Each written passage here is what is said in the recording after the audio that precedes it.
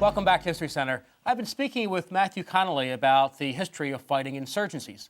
Joining the discussion now is Lieutenant Colonel Isaiah Wilson, former Chief of War Plans for the 101st Airborne Division in northern Iraq. Welcome to the show. Thank you. Lieutenant Colonel, nice to have you here.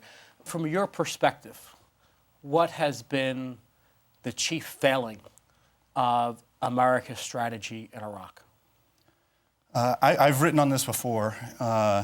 From what I've found, both from a historical analysis and as a participant, was a general absence of what I've called an operational plan for what we at the time in 2003 called Phase 4 transition, but what has since become the rest of the war, if you will, the civilian reconstruction and the democratization effort that we are in the process of assisting the Iraqis with today.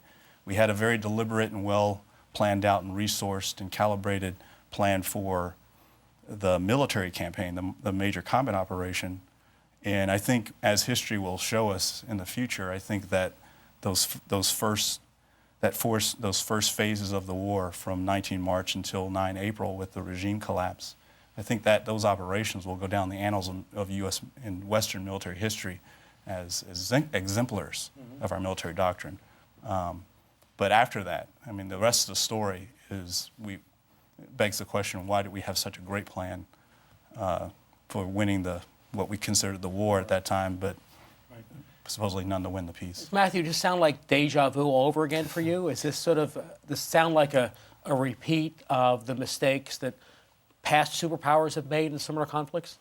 Yeah, I'm afraid so. What I've found is that societies often have an appetite for war. They find it exciting. But then they don't have a stomach, for what's required over the long run. A lot of times that work is more complex, and sometimes it's less satisfying. And much of it is political in nature. And the military itself, Ike and I were talking about this, sometimes has difficulty accepting that more political, more complex part of their mission as part of their mandate.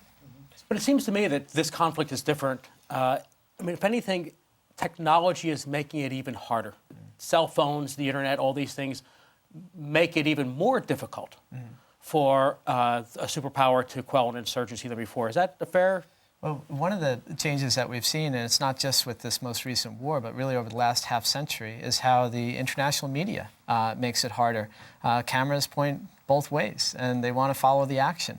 And so whether it was the Mujahideen in Algiers in '57 or whether it was the Vietnamese communists at the Tet Offensive in 1968, they sometimes choose to take the battle to the cities, knowing that they're going to sustain higher casualties because they feel it's worth the cost in terms of communicating their message around the world and trying to isolate their adversary. This is an information age war. And we've been talking about the rise of the information age and the information war for probably at least 20 years or so, maybe even longer. We shouldn't be surprised that the decisive element in these types of wars, particularly in this day and age, are probably going to be information-based. Whoever gets and is able to get their message across the clearest, the most consistently, and also in keeping pace with the realities of the day in terms of the media and information. 24-hour constant real-time media cycles, and a very hungry demand for information. Whoever gets that message out is going to win the race towards proverbial hearts and minds of the people.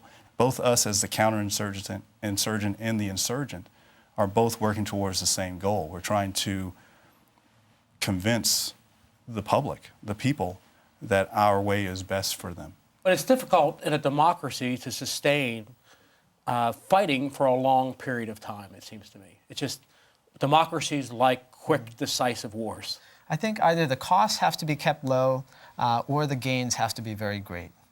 And the problem we have with Iraq is the costs aren't so low and they're rising all the time, and we still don't really know what the end goal is, and it keeps shifting.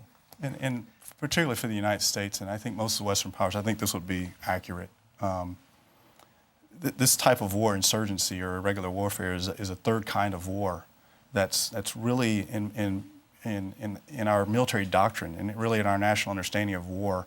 It's anathema to our understanding of what is a worthy war even.